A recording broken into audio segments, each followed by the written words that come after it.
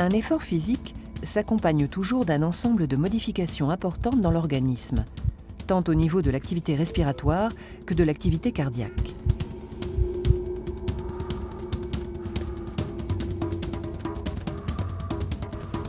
Lors d'un effort, les muscles en activité ont besoin de dioxygène dont la consommation augmente. Pour répondre à cette demande, on respire davantage, plus fort et plus souvent. On parle d'augmentation du débit ventilatoire. Le débit ventilatoire se calcule en multipliant le volume d'air courant, c'est-à-dire le volume d'air circulant dans l'appareil respiratoire lors d'une inspiration ou d'une expiration, par le rythme respiratoire, représentant le nombre de cycles inspiration-expiration par minute.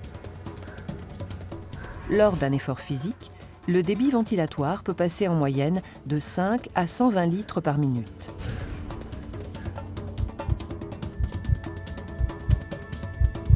Cette augmentation du débit ventilatoire résulte de l'accroissement du nombre de respirations, qui passe de 16 mouvements par minute environ au repos à une cinquantaine pendant l'effort. Mais elle résulte également du volume d'air courant qui varie d'un demi-litre au repos à 3 litres au cours d'un effort intense et prolongé.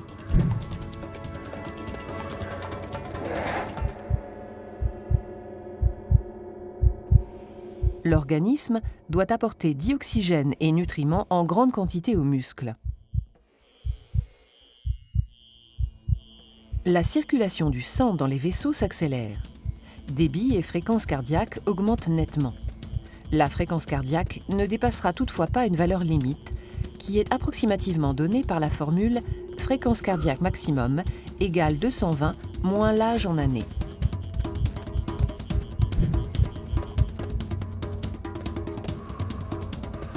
Enfin, l'intensité respiratoire s'accroît tout autant, c'est-à-dire la quantité de dioxygène consommée, principalement pour alimenter les muscles en activité. Cette consommation augmente jusqu'à une valeur maximale qui ne peut être dépassée et que l'on nomme la VO2 max. La VO2 max représente le volume maximal de dioxygène consommé dans un temps donné, cette consommation restant stable au-delà d'un certain niveau d'effort. Toutefois, la valeur de la VO2 max peut être améliorée par l'entraînement régulier et adapté dans les limites des dispositions génétiques de chacun.